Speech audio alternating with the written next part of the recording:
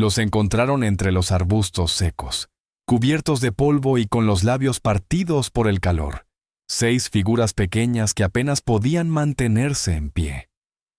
No lloraban, no gritaban, ni siquiera pedían agua, como si el desierto les hubiera robado hasta el derecho al sonido. Eran 3 niñas y 3 niños, de entre 4 y 10 años, vestidos con harapos y envueltos en el olor de la sed y el miedo. Una mula muerta a unos metros marcaba el final del viaje que nunca debieron empezar. Nadie sabía sus nombres, nadie sabía de dónde venían, solo que aparecieron en el límite de la propiedad de Clara Méndez, la viuda del rancho de Piedra Negra, una mujer a la que muchos llamaban loca, por vivir sola con sus caballos y su escopeta. Fue ella quien los vio primero, desde la colina, mientras buscaba una res por la que no daba ya esperanza. Al ver los cuerpos pequeños, corrió como no lo hacía desde la muerte de su marido hacía 6 años, con el corazón retumbando en los oídos y las botas tragando arena. No preguntó nada, no esperó permiso. Uno a uno los cargó y los subió a su carreta, con los brazos temblando y el alma hervida de rabia. Nadie deja niños así, pensaba, nadie. En su cocina, echó agua en una olla mientras les humedecía los labios con los dedos. Uno vomitó sangre. Otro solo se desmayó en sus brazos. El más pequeño abrió los ojos apenas y susurró: «No me dejes como mamá». Clara sintió un nudo subirle por el pecho, uno que no venía de pena sino de furia.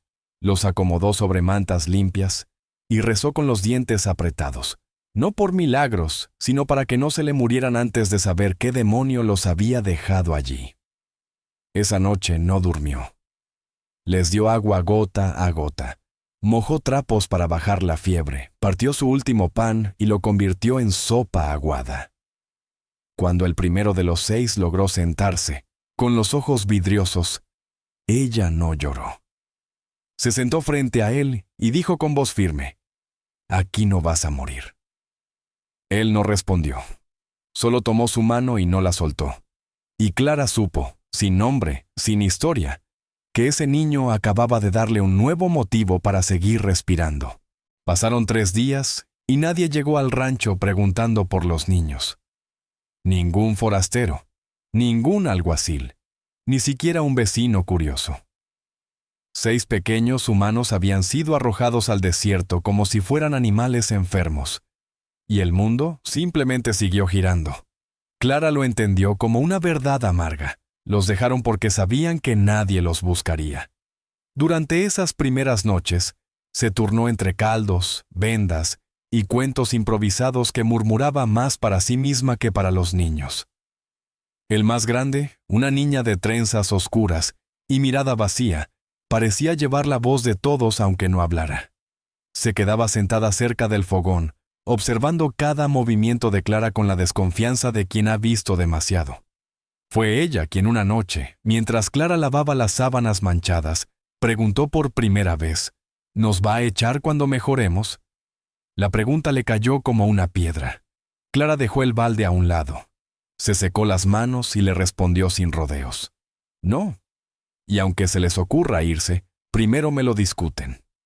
La niña asintió sin sonrisa, pero algo en su cuerpo se aflojó. Desde entonces, fue la primera en ayudar, en repartir el pan, en callar a los otros cuando hacían ruido de más. Clara comenzó a llamarla Julie, sin saber si ese era su nombre. Ninguno de los 6 lo dijo. Era como si los nombres hubieran muerto en el camino. Uno de los varones tenía una cicatriz en la espalda que no podía ser obra del desierto, y el más pequeño dormía con los puños cerrados, como si aún luchara contra alguien en sueños. Clara no preguntó de inmediato. Sabía que las respuestas llegan solas cuando el alma se siente a salvo. Pero mientras reparaba la cerca, mientras cocinaba, mientras trenzaba las crines de sus yeguas, el pensamiento la carcomía. ¿Quién fue capaz de dejarlos así? No buscaba venganza, pero sí verdad. Y la verdad no se consigue con preguntas. Se consigue con tiempo. Una tarde, Julie la observó largo rato mientras ella desollaba una gallina. «Usted no le tiene miedo a nada, ¿verdad?», preguntó. Clara sonrió por primera vez en años. Claro que sí, dijo, pero no dejo que se me note. Esa noche, Julie sacó un pañuelo de entre sus harapos, lo desdobló con manos temblorosas y se lo entregó. Tenía bordado un nombre y unas iniciales. Clara lo leyó y no dijo nada. Pero en ese instante, supo que acababa de encontrar la primera pista. Y también el comienzo del pasado que esos 6 niños aún no sabían cómo contar. Clara pasó la noche con el pañuelo en la mano, sentada frente al fuego que ya no calentaba, pensando en esas letras bordadas con hilo grueso, D-A-R-M, y una palabra apenas visible en el borde, Márquez. El nombre no le era ajeno. En su juventud, había escuchado de un tal don Ramón Márquez, un hacendado al sur del estado, famoso por tener tierras, empleados y escándalos. Dicen que compraba a los hombres y entrenaba a los niños. Nunca se probó nada, pero todos sabían que en esa hacienda los gritos se escondían con música fuerte, y las visitas solo eran bienvenidas si venían ciegas o sordas. Clara nunca había tenido trato directo con esa familia. Su difunto esposo, Alejandro, siempre decía que un hombre que tiene que encerrar la vergüenza detrás de paredes grandes no es más que un cobarde con sombrero caro. Al día siguiente, mientras los niños dormían en colchonetas improvisadas, Clara cabalgó hasta el viejo pueblo de Santa Ramona, donde aún quedaba gente con memoria. Se bajó del caballo y caminó directo a la tienda del sastre, un anciano que había cosido para todos los ranchos de la región. Le mostró el pañuelo sin decir palabra. El viejo lo tocó, lo olió, lo sostuvo contra la luz. Luego dijo: «Esto no lo venden en el mercado. Lo mandaban a mal hacer en la hacienda Márquez, antes de que se quemara». Clara frunció el ceño. «¿Se quemó?». El viejo asintió con un suspiro. «Hace unas semanas. Dijeron que fue un rayo, pero no llovía. Nadie fue a ayudar. Nadie lamentó nada». Esa noche, Clara regresó con más preguntas que certezas. ¿Los niños huyeron? ¿Fueron abandonados como despojo tras el fuego? ¿Fueron testigos de algo que alguien no quiso dejar en pie? Julie la esperaba sentada en la escalera del granero. Al verla llegar, le preguntó sin rodeos: «¿Era de ellos, verdad?». Clara asintió. «¿Tú lo bordaste?». La niña negó con la cabeza. «Mi mamá». Fue la primera vez que mencionó a alguien más allá de los 6. Clara no dijo nada. Se sentó a su lado y le tendió un trozo de pan. ¿Ella también estaba con ustedes cuando cruzaron el desierto? Julie miró el horizonte, tragó saliva y murmuró: «Ella nos dijo que siguiéramos, que si mirábamos atrás nos perdíamos todos». Y no hizo falta más. En esa frase estaba todo: el miedo, la huida, la despedida.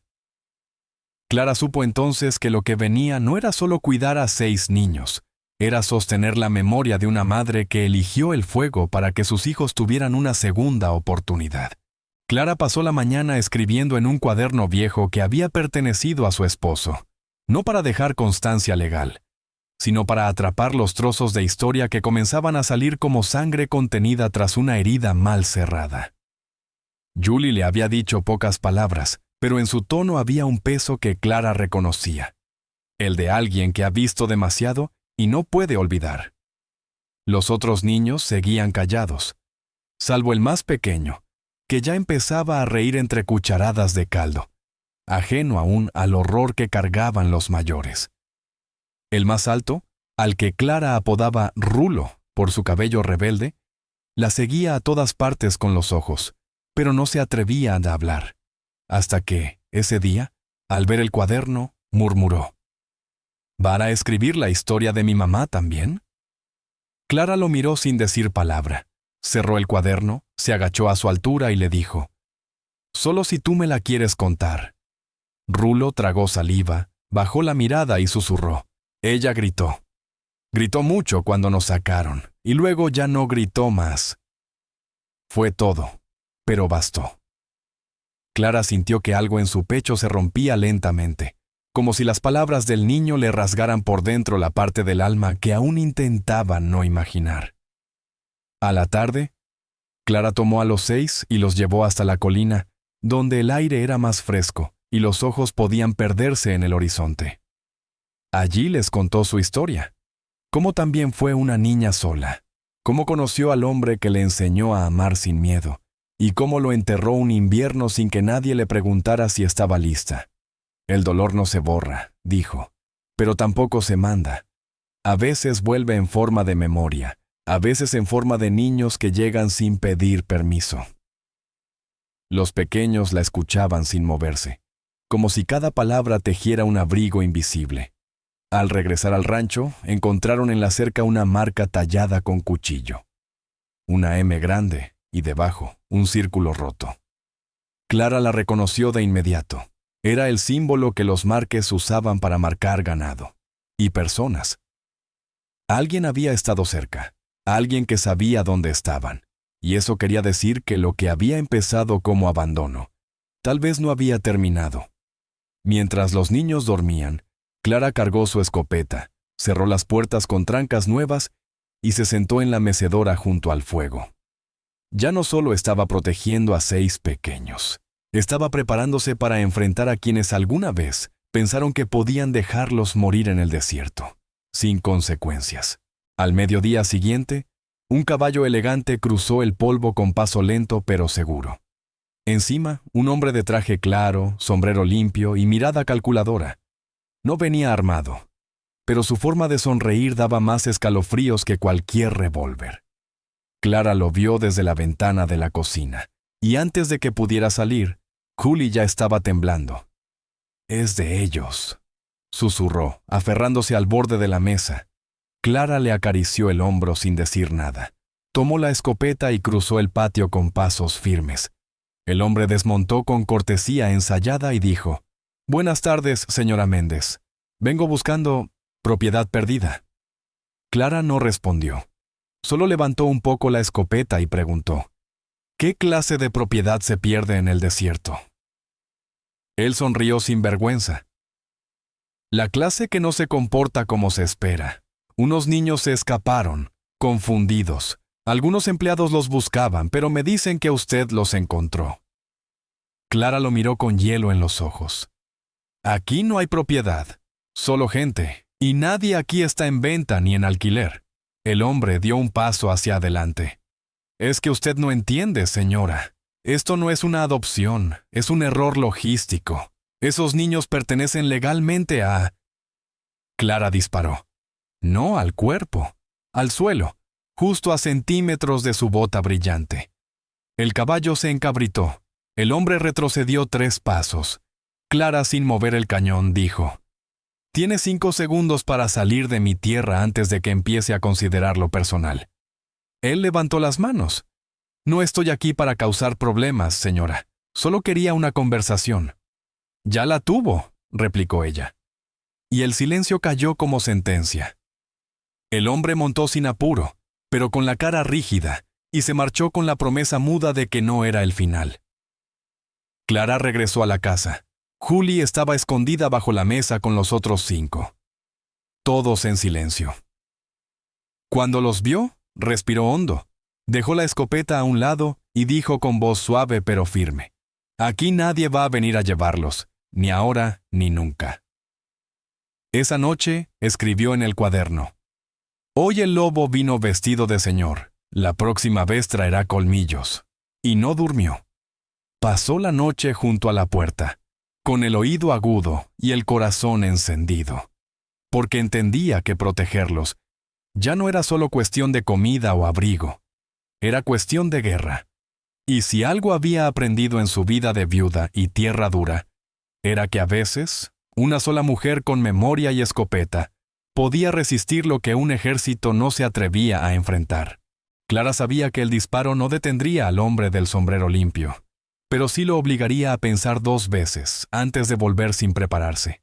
Esa noche, mientras los niños dormían, buscó entre los papeles viejos de su marido, donde guardaba registros de marcas de ganado, ventas de tierras y mapas antiguos.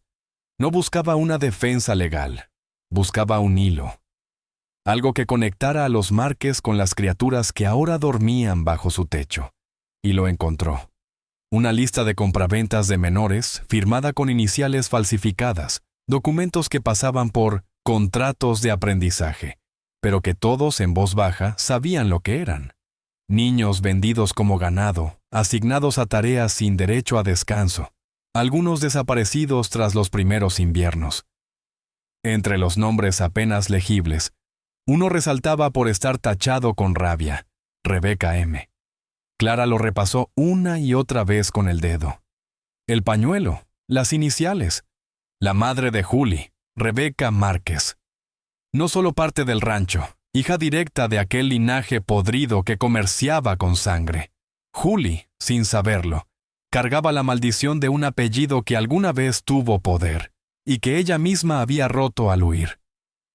A la mañana siguiente, mientras preparaba pan con las niñas menores, Clara tomó un respiro y le dijo a Julie: ¿Tu mamá era una Márquez? Julie no respondió de inmediato, solo amasó más fuerte. Luego murmuró: Lo fue. Pero ella decía que eso no la definía, que los nombres no se heredan, se limpian. Clara asintió. Tu madre era más valiente que todos los hombres de ese rancho. Y Julio, por primera vez, sonrió sin miedo. Esa tarde, Rulo encontró una caja de madera enterrada detrás del granero. Dentro, fotos rotas, cartas con letra de mujer, dibujos hechos por mano infantil. Al mostrarlos, Julie reconoció una voz. Escribíamos a escondidas. Mamá me enseñó a escribir mi nombre sin apellido. En una de las cartas, una frase estaba subrayada: Si alguna vez no vuelvo, acuérdate que la verdad no se esconde, se siembra. Clara la leyó en voz alta para todos. Los niños no entendieron todo, pero sintieron la fuerza de esas palabras.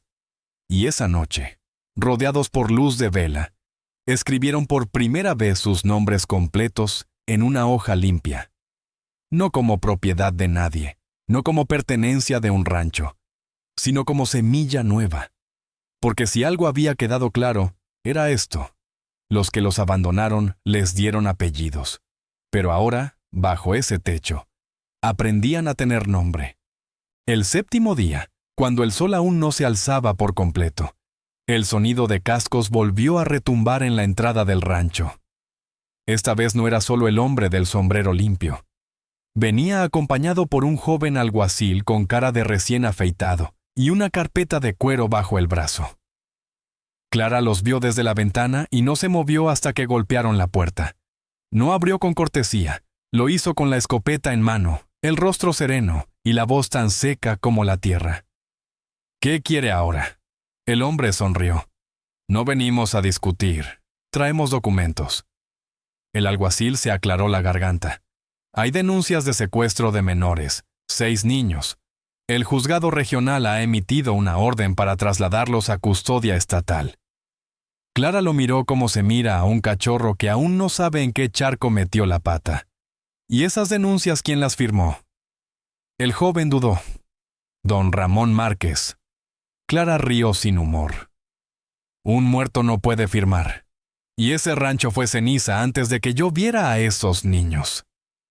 El hombre del sombrero intervino. La propiedad intelectual y afectiva de los herederos sigue en pie. ¿Propiedad afectiva?, repitió Clara. ¿Y qué hay de los huesos de las madres que dejaron atrás? El alguacil bajó la vista. No le habían contado esa parte. Clara respiró hondo. Los niños están aquí. Si quieren llevárselos, háganlo. Pero primero, mírenlos a los ojos y díganles que van a devolverlos al mismo infierno del que huyeron. La puerta del cuarto se abrió. Julie, firme como una mujer de 30, se paró frente a los hombres con el cuaderno en la mano. Lo abrió en una página donde todos los niños habían escrito sus nombres. Nosotros no fuimos robados, dijo. Nos soltaron. Y si nos quieren llevar, tendrán que hacerlo con grilletes. El alguacil tragó saliva. El silencio era insoportable. Hasta que el hombre del sombrero lo rompió con rabia. Esto no es decisión de niños ni de una vieja viuda. Clara se acercó un paso, con el cañón apuntando al suelo pero lista. Y eso es justo lo que los hizo monstruos. El alguacil bajó los papeles. Necesito reportar esto. No puedo llevármelos por la fuerza. No hoy. El hombre lo miró con furia. ¿Te vas a dejar ganar por cuentos de una bruja? Me voy a dejar ganar por algo que ustedes olvidaron hace tiempo, dijo el joven. Conciencia. Se fueron. Sin niños. Sin orden. Y Clara supo que la guerra aún no terminaba, pero ahora tenían tiempo, testigos, y algo mucho más fuerte que cualquier papel. Verdad escrita a mano. Esa noche, el viento cambió. No venía del este como siempre, sino del norte, seco y cargado de polvo fino que se colaba por las grietas como si buscara rincones para esconderse. Clara se quedó despierta, no por miedo, sino por costumbre. Desde la visita del alguacil, algo dentro de ella no podía bajar la guardia. Los niños dormían juntos en el granero, rodeados por mantas nuevas y dibujos colgados en las paredes. Julie había organizado todo como una pequeña escuela de madrugada. Nombres, fechas, una lista de sueños que iba creciendo en el cuaderno de Clara, ahora convertido en diario colectivo. Pero en medio del silencio, los caballos se inquietaron. Uno relinchó. Otro pateó la tierra. Clara salió con la escopeta al hombro y vio una figura solitaria, recortada por la luz de la luna. Era el mismo hombre del sombrero limpio. Esta vez venía solo, a pie, sin sonrisa. Llevaba una antorcha en la mano. «No los quiero de vuelta», dijo desde lejos. «Solo quiero borrar lo que saben». Clara dio un paso al frente, apuntando sin titubeo. «No se borra lo que ya está escrito». Él levantó la antorcha y la arrojó hacia el granero. El fuego prendió como si hubiera estado esperando. Clara gritó. Los niños despertaron con los ojos abiertos por el humo. Gully reaccionó primero, sacando a los más pequeños por la puerta trasera. Clara disparó al aire, no para matarlo, sino para que corriera. Y lo hizo. Como rata, como cobarde. En minutos, el pueblo entero vio la columna de humo desde lejos. Algunos montaron, otros solo miraron. Pero Clara, con los niños a salvo bajo los árboles, vio cómo el granero caía lentamente, como un cuerpo viejo que se rinde. Entre las cenizas, recuperaron el cuaderno. Las hojas del principio estaban chamuscadas, pero las últimas, las escritas por los niños, habían sobrevivido, resguardadas bajo una caja de herramientas. Clara las tomó con manos temblorosas. No lloró, solo dijo, «Todavía está abierto». Al día siguiente, el alguacil regresó. Esta vez no traía papeles, solo preguntas. Y Clara, con los niños a su lado, respondió una por una. Mostró marcas, mostró el cuaderno, mostró las flores en la tumba improvisada de Rebeca. Y el alguacil, sin promesas, dijo, «Con esto, podemos abrir una causa real». Los niños miraban desde el porche, cubiertos de hollín y esperanza. El granero se había perdido, sí, pero el fuego no los quebró, solo los hizo más visibles. Y Clara entendió que a veces, para que algo se escuche, primero tiene que arder. Pasaron 4 días desde el incendio, y por primera vez en años, la carreta del tribunal cruzó las tierras secas de Piedra Negra.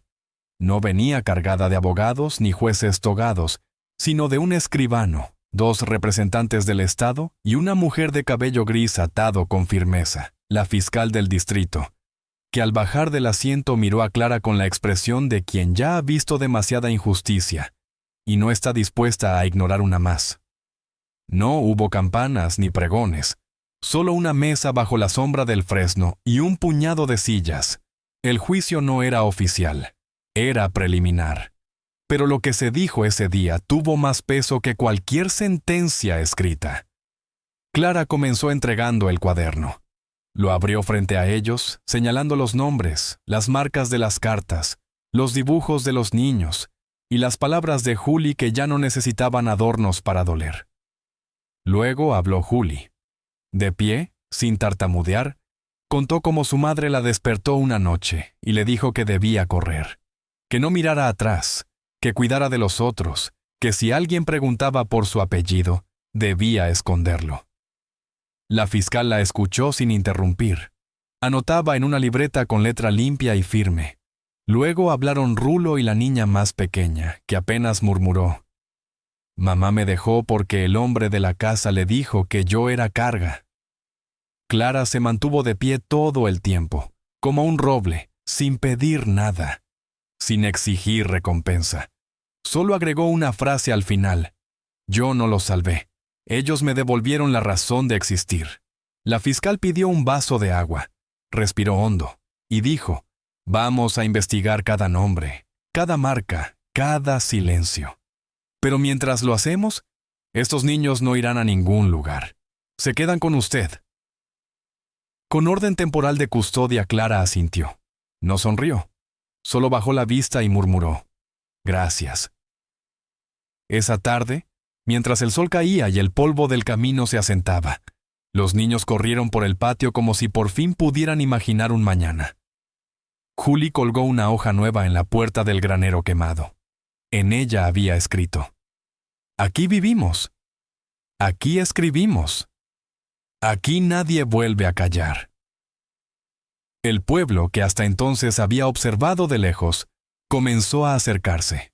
Una vecina trajo leche, un herrero ofreció clavos, un niño del pueblo pidió aprender a escribir como ellos, y Clara, al ver todo eso, comprendió que el juicio más importante ya había ocurrido, en los corazones, y que el veredicto era claro: los niños no volverían al silencio. Un mes después del fuego, el rancho de Piedra Negra volvió a levantarse, no con paredes nuevas ni techos perfectos, sino con vida.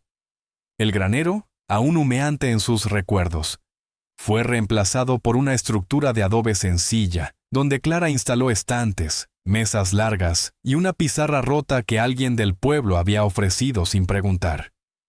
Allí, los 6 niños escribían cada tarde. No solo sus nombres, sino historias, recuerdos, sueños, y también las cosas que les costaba decir en voz alta. Julie, que ya no caminaba con los hombros encogidos, tomó el hábito de enseñar a los más pequeños a leer, usando las mismas frases que su madre le había enseñado en la oscuridad. Rulo aprendió a curar animales y a domar el miedo con manos firmes. El más pequeño se dormía cada noche con una sonrisa, abrazando un pedazo de manta que ya no olía a huida, sino a hogar. Un día, Clara reunió a los 6 en el porche y les entregó algo que había escrito a mano, con letra torpe pero decidida. Un documento donde dejaba constancia de que, si algún día ella faltaba, el rancho les pertenecía a ellos. No por compasión, les dijo, sino porque lo construyeron conmigo desde las cenizas. Julie rompió a llorar, y no fue por tristeza, sino por alivio. Nadie más los podría quitar de ahí. Nadie más los llamaría propiedad.